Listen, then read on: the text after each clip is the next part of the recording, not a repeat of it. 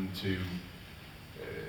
to really kind of collaborating as two people and making the scene as good as possible. And I found that when we were filming, what she was great intuitively at is that, you know, when you're doing a big film like this, you may be in the midst of a big stunt sequence, or it's a green screen, or, you know, and sometimes it's easy to get lost in that. And what she's great at, and what we managed to do a lot, is really ground the work, as pretentious as that sounds, but, you know, bring it back to the fact that the reason you're there is because you're trying to tell a story about two people or several people. And I think she's so great at that, like very emotionally intuitive, and being able to bring a truth to something, even in the kind of craziest circumstances.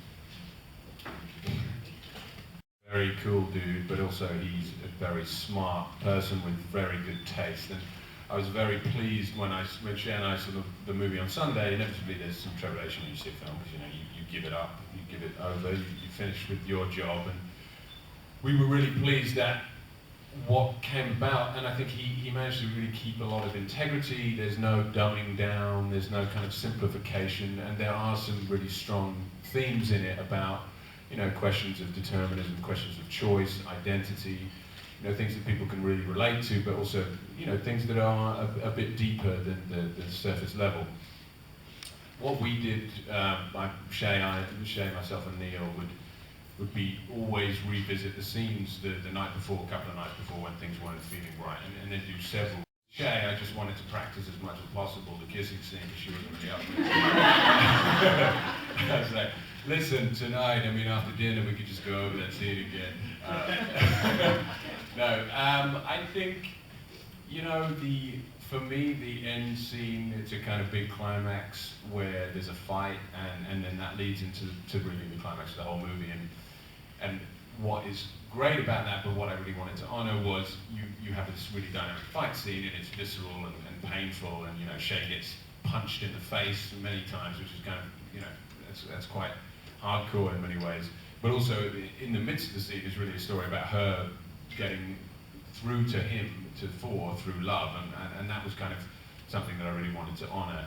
And then, genuinely, the kissing scene, Shay and I didn't really know that, to be honest, and I heard she was obviously happy with the test, but, you know, you kind of, in a way, a constant, you know, I guess, pessimist, so you don't believe it until someone slaps you around the face with it. So I kind of, yeah, when I got to know her more, then it became apparent. But she was really great, actually, because she would be on set and involved, but she was happy to let Neil. Good question. Wow. It all begins with a morning in 2009. How have they perceived me differently? Well, maybe there is more awareness of me before.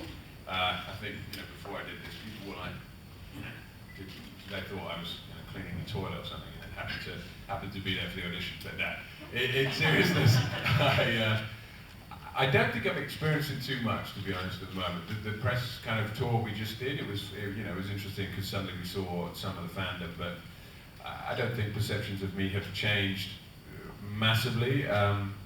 You know, I think it will be important for me as I go on, because there potentially are 3 films, to make choices that are, as much as I love the character before, but to make smart choices that are very different from him and the world that he and everyone else in film inhabits.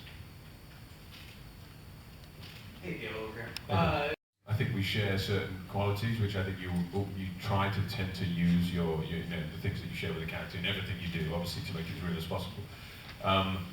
For me, I love this person who you don't really know what he's thinking. He's also, the type of person who walks into a room and doesn't need to be the last. I might get arrested if that happens. Behind the scenes secret, I would say one thing would be, we like to, which is fun, and I always think it's really important, in all those kind of intense scenes, most of them had jokes slammed in there.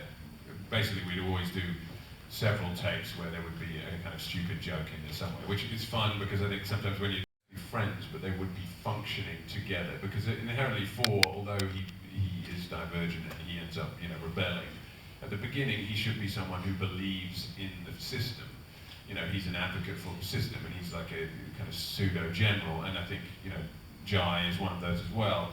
And they represent two diverging paths. You know, Jai's character goes down the, you know, he gets kind of, I guess, wooed by power and you know, is interested in kind of, is part of this big military coup, whereas 4 represents maybe the more old school kind of way of being hopeful for believing in a system that kind of, it has equality, I guess.